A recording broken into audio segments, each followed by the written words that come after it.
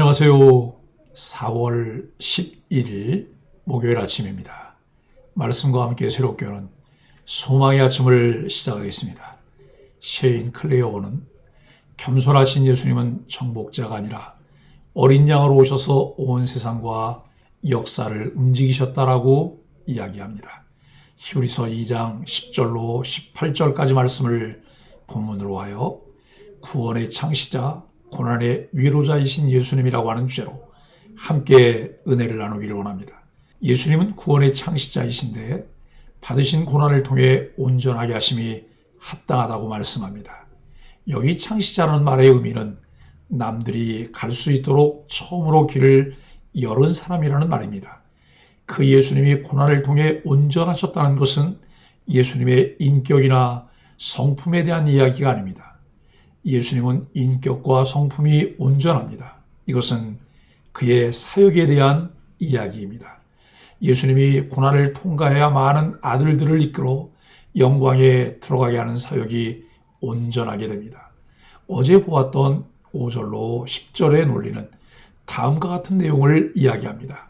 십자가에서의 구속사역을 완성하시고 승천하시어 하나님 우편에 계신 그리스도께서 만물을 통치하실 것입니다. 예수님의 구속사역을 통해 구원받은 우리도 그분처럼 만물을 통치할 것이라고 말씀합니다. 그리스도의 모든 지위와 영광이 우리에게도 동일하게 허락될 것이라는 말씀입니다. 그리스도께서 고난을 통해 온전하게 하셨다는 말씀이 이 모든 것을 가능하게 하시는 사역이었습니다. 우리 또한 고난을 통해 그리스도께서 받으신 영광에 참여합니다. 성육신의 의미는 그리스도께서 단지 사람이 되셨다는 의미를 넘어 우리가 그리스도같이 될 것이라는 의미를 포함합니다. 즉 6절로부터 8절에서 시편 8편을 인용한 부분은 그리스도께 주어진 영광과 존귀가 그리스도인들에게도 주어진다는 점을 암시합니다. 그리스도께 주어진 영광이 그리스도인들에게 주어진 영광으로 다시 언급된다는 점에 주목해야 합니다.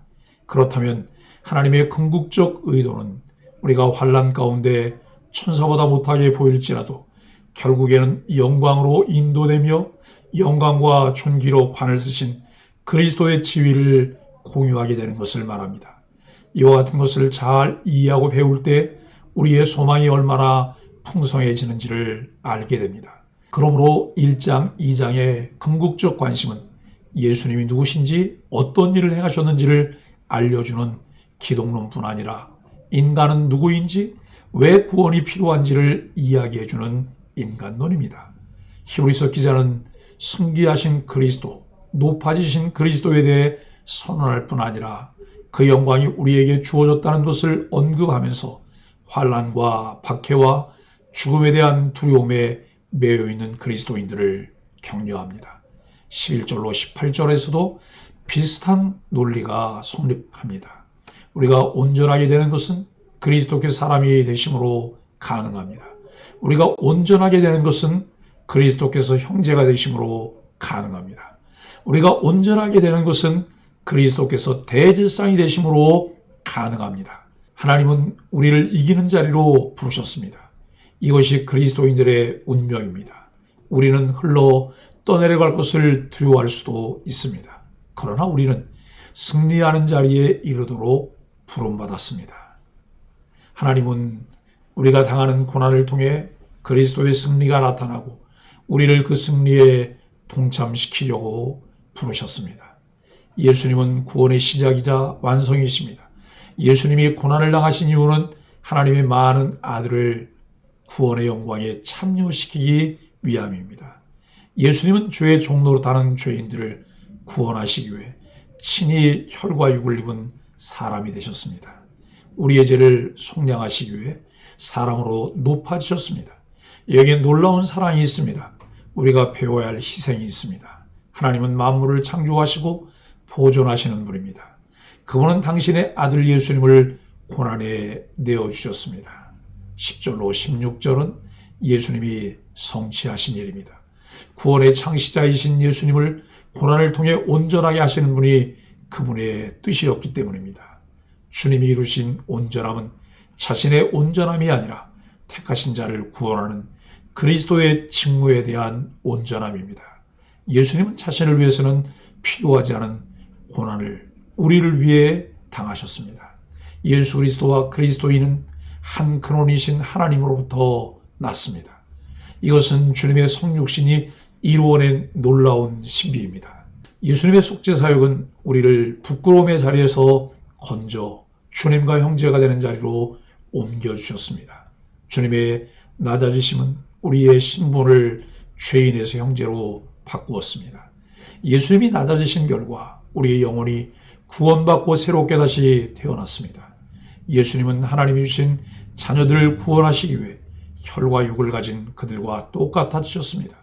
주님이 사람들과 같이 혈과 육을 입으신 이유는 육체적 죽음으로 죽음의 세력을 잡고 있는 마귀를 멸하시기 위해서였습니다. 주님은 죽음으로 죽음을 이기셨습니다. 예수님은 죽음의 권세에 매여 있는 우리를 구원하시기 위해 친히 우리와 같이 되셨습니다. 죽음은 사랑을 실천하는 가장 숭고한 방법입니다. 바울은 로마서 5장 8절에서 우리가 아직 죄인 되었을 때 그리스도께서 우리를 위하여 죽으심으로 하나님께서 우리에게 대한 자기의 사랑을 확증하셨느니라고 말씀하십니다. 우리를 향한 주님의 사랑은 죽음도 막을 수 없습니다. 우리를 구원하신 주님의 사랑을 찬양합니다. 주님이 혈과 육을 입으시고 돌아가신 이유는 한평생 죽음의 공포에 억눌려 종로로 다는 사람들을 자유롭게 하기 위해서였습니다. 주님의 죽음과 부활은 그리스도인들에게 부활의 소망을 갖게 하였습니다. 진정한 그리스도인은 죽음을 이기는 부활의 소망을 날마다 마음에 품고 살아갑니다. 이 소망이 확실한 사람들에게 나타나는 것은 죽음을 두려워하지 않고 오히려 사모하며 기다립니다. 죽음이 두려울 때 부활의 주님을 생각하며 부활신앙을 견고하게 세워가십시오. 우리는 이 땅에서 눈을 감는 동시에 주님 품 안에서 눈을 뜨게 됩니다. 날마다 말씀을 묵상하고 사모하며 바라보는 하나님의 나라는 험한 세상 살 동안도 담대하게 살아가도록 인도해 줍니다. 17절로 18절은 자비하고 신실한 대제사장이십니다. 예수님은 하나님의 일에 신실하시며 자녀들에 대해 자비로우신 대제사장이십니다. 예수님께서 우리와 같은 사람으로 이 땅에 오신 것은 죄인과 하나님 사이를 화해시키는 대제사장이 되기 위함입니다. 구약시대의 대제사장은 1년에 한 번 대속죄일에 자신과 백성의 죄사함을 위해 제물의 피를 가지고 성소에 들어갔습니다. 대제사장을 통해 받은 용서의 유효기간은 1년이었습니다.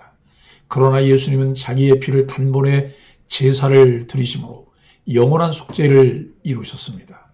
사람의 몸을 입으신 예수님은 우리처럼 모든 시험과 고난을 당하셨습니다. 그러기에 고난당하는 우리를 이해하시고 능히 도우실 수 있습니다. 구원을 완성하신 예수님은 우리의 진정한 위로자이십니다.